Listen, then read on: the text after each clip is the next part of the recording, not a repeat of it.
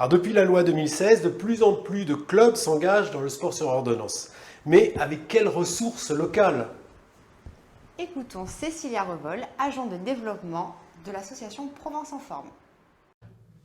Alors, localement, quand un club veut démarrer dans le sport santé, il peut être accompagné par la commune, la municipalité, si elle porte déjà un dispositif. Ça peut être aussi une structure de santé, un CCAS par exemple. Et ça peut être un club sportif qui est déjà engagé sur cette thématique et qui a déjà l'expérience. Il peut très bien être accompagné par ce type de club aussi. Mais alors comment trouver ces clubs à proximité? Alors, si on veut trouver ces clubs à proximité, dans chaque région, l'Agence régionale de santé a développé des cartographies qui référencent l'ensemble des clubs qui proposent des offres de sport santé au sens large. Donc cette cartographie peut être utilisée pour repérer si localement il y a un club proche de chez vous qui travaille déjà sur cette thématique. Il existe dans chaque région des maisons sport santé labellisées au plan national. Et ces maisons peuvent-elles accompagner les clubs? C'est ce que va nous dire Cécilia Revol. Les maisons sport santé, elles ont vocation numéro 1 à informer les gens sur les pratiques qui sont disponibles sur le territoire, mais elles peuvent aussi avoir des missions d'accompagnement de clubs sportifs pour structurer une offre de sport santé. Nous avons également demandé à Cécilia Revol où trouver ces maisons sport santé. Vous pouvez les trouver sur une cartographie qui est disponible sur le site du ministère des Sports. Donc en ligne, vous avez la cartographie des 288 maisons sport santé reconnues en France. Et nous en avons sur la région sud de Provence-Alpes-Côte d'Azur 22 actuellement reconnues que vous pouvez trouver sur cette cartographie.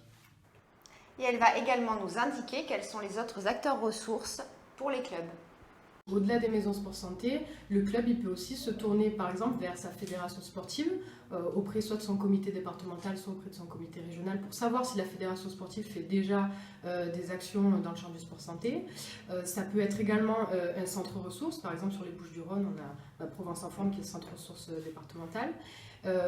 Et puis on peut aussi avoir les services de l'État, chargés des sports ou les services de la santé qui peuvent également informer les clubs et les accompagner sur leur démarche. Après, à l'échelle locale, on peut aussi trouver des dispositifs coordonnés qui peuvent être portés par différents types de structures et qui organisent tout le parcours du patient localement et qui fait le lien avec les professionnels de santé et qui identifie aussi la place des clubs dans ce parcours-là. Donc le club peut directement aussi s'adresser à cette structure qui coordonne un dispositif à l'échelle locale.